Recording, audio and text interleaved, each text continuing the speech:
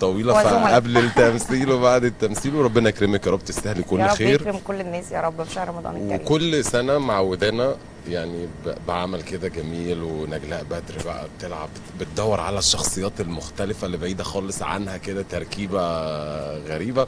السنه دي بقى في بين السرايات ان شاء الله بالتوفيق باذن الله. اخبار بين السرايات مع النجمه الجميله احلى مسلسل بصراحه دخلته السنه دي. يعني انا ما انكرش ان انا عندي مسلسل تاني طبعا احتراما ليهم جمال جدا، بس المسلسل ده حاله خاصه بالنسبه لي عشان ابعد تماما عن كل الاعمال اللي عملتها قبل كده. والحاله هنا بين السرايات اللي اتبنت الاسلام عملها محساني ان فعلا في بين السرايات ان انا في نفس الحياه بنفس المكان بطريقه لبسنا بشكلنا كلنا. مسلسل بين السرايات من المسلسلات المريحه الى قلبي بصراحه، احلى مسلسل مع احتفاظي طبعا انا عندي مسلسل تاني وبحبه جدا، بس ده حاله خاصه شويه بمكانه بلبسه بطريقته بديكوره. اسلام يوسف عمل ديكور حلو قوي. منطقه بين السرايات احنا عايشين فيها بشكلنا، بشكل حتى النجوم اللي قدامي. حاسه ان انا بدخل شوارع تانيه، حاله تانيه. اه والله بجد حاله تانيه، الشقق بتاعتنا حاله تانيه خالص. ويبعد تماما عن كل الادوار اللي انا عملتها.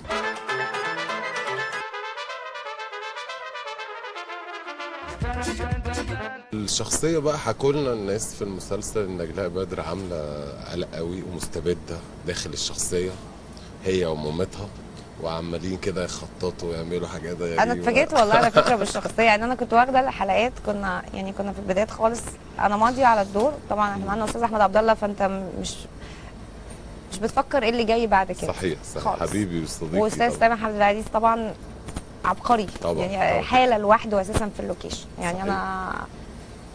هو بروفيسور بصراحه. فانت مش والعمل ده حتى باسم السمره ممكن يقول فكره. يعني الناس دي علاقتها حلوه قوي ببعض. فانا ما كنتش قلقانه مع استاذ احمد عبد الله، بس اتفاجئت بالشخصيه وانا بمثلها. يعني كل ما بيجي لنا حلقات جديده او مشاهد جديدة بتخض وبخاف.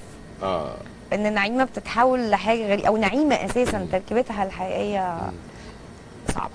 طب نجلاء بدر شايفه نعيمه في الواقع اللي احنا عايشينه طبعا شفتها كتير. لا شفتها يعني وانا مستمديه من شخصيه. كلمينا عن نعيمه اكتر وارتباطها ما بين الواقع اللي احنا عايشينه، لان بين السرايات ده واقع احنا عايشين فيه. نعيمه انا عندي في البيت نعيمه، عندي هذه الشخصيه. يعني عندي منها اللي هي اللي هي بتتعامل بطبيعتها فممكن تعمل مصايب. اللي هي ممكن من كتر غيرتها على جوزها او فممكن تسبب كارثه. اللي هي خايفه على اولادها قوي وحاسه ان جوزها دوت مش عارف يعمل حاجه، فطول الوقت عماله تقومه وتسخنه على اخوه وتسخنه على الناس، وحاسه ان هي حقها مهدور. نعيمه الشخصيه اللي دايما عندها خوف، بس خوفها مولد عندها طاقات سلبيه فممكن تعمل كوارث. بطبيعتها بقى، بشكلها، بحياتها، ببيتها، لا في حاله حلوه. حاله حلوه. دي حلاوه اللوكيشن، انك بتلاقي طول لما في كيمياء وراحه ما بين كل كاست العمل فبتعرفي تبدعي. يعني الابداع برضو مهم عشان تعرفي تمثلي بمزاج، لكن لما تبقي مشدوده برضو العمليه متنشنه فبتلاقي نفسك. ده مخرج. ده البدايات المخرج المخرج بيبقى حاسس بفنانينه. يعني واحد زي سامح مثلا مش ممكن يدخل الممثل المشهد غير لما يكون واثق ان هو جاهز نفسيا ومعنويا وخارجيا يعني سامح عنده حاله حلوه قوي. فهو اصلا بيهيأ لك ده. وفي مخرجين مستعجلين عايزين يخلصوا مشاهد برضه، وده شرعي وده شرعي بس مجهود عند الفنان، بس بيساعدك ساعات مخرج كتير قوي لما بيبقى المخرج مدرك ده قوي فبيريحك اكتر. المشهد اللي هتصوريه ايه اللي جاي؟ اتكلم عن ايه؟ شايفينك لابسه لبس ده على فكره ده لبسي من ساعه ما دخلت المسلسل. ده لبسي من ساعه ما دخلت، انا كده الشخصيه، انا كده نعيمه، بس كده ده انا مبينه شعري. على فكره انا المفروض ما ببينش شعري على حد. يعني ده كده عندي كده منحرفه في المشهد.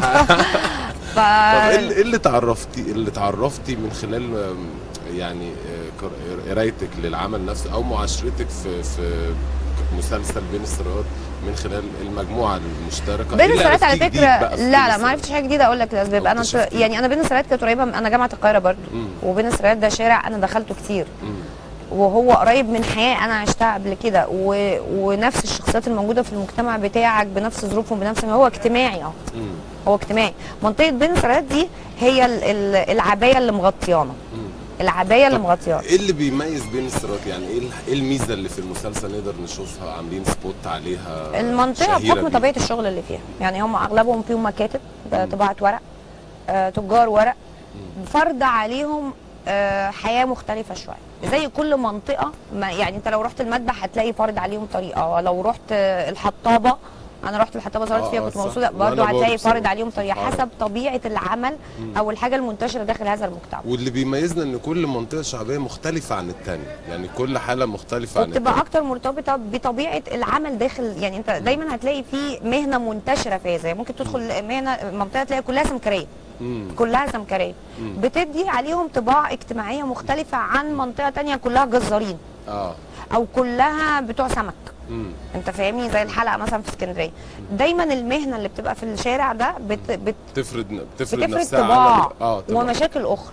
طب بتعملي ايه تاني جنب بين السرايات؟ مسلسل صعلوك مع استاذ خالد الصاوي، اخراج احمد صلاح وانتاج ممدوح شاهين وكتابه محمد حنين. ده باسم الصبر. باسم السمر طبعا ده النجم البطل الكبير. انا ممكن اقوم وانت تقعد. طب عشان المايك معايا يبقى لازم نبقى سوا. طيب طبعا والله يعني انا عارف ان انت المشهد بتاعك دلوقتي. نجلاء نورتينا طبعا. باسم طبعا بطل العمل، وباسم طبعا ده نجم المتألق كل عام. هو متبنيني جدا، هو متبنيني في هذا العمل. ربنا يخليك يا باسم، والله كلنا بصراحه، ونسرين وزينة، مش عايز انسى حد، بس كلهم حلوين قوي. باسم جميل، كلنا مع بعض حلوين، جميلة ونجم محترم. نجلاء بدر، وان شاء الله تستمتعوا معانا في بين السرايات ان شاء الله باذن الله. فنورتينا يا نجلاء. كنت انا بقى عشان عندي مشهد. ايوه. واستاذ باسم سمر طبعا النجم الكبير. مداخله تليفونيه. كواليس العمل يا جماعه، ده الحب، ده الروح. مداخله تليفونيه يعني شوفوا يعني كل نجوم العمل مع بعض عاملين ازاي، الروح جميله. دي روح مسلسل بين السرايات اللي ان شاء الله باذن الله ربنا هيكرمهم على قد عطائهم للعمل. فاتفضل. انا شايفكم فرحانين. يعني انتوا منورينا، وان شاء الله تستمتعوا بين السرايات، ومعانا كوكبه كبيره جدا من النجوم على اعلى مستوى. يا رب ان شاء الله، ونورتونا وبالتوفيق دايما يا رب. برضه هتتكلم واحنا نفضل ساكتين؟ مش عايز تتكلمي يلا كلمه بقى تقوليها لكل مشاهدين شاشه المصريه وبرنامج بلوتو عن مسلسل بين السرايات واحنا بنختم، واي حاجه حابه تضيفيها من خلال العمل نفسه يا ريت. بدايه بقول لكم كل سنه وانتم طيبين. على شاشه القضيه المصريه بتمنى لكم احلى مشاهده ممتعه في مسلسلات رمضان ككل، لان كل الناس تعبت، وبالاخص طبعا مسلسل بين السرايات. كل سنه وانتم طيبين.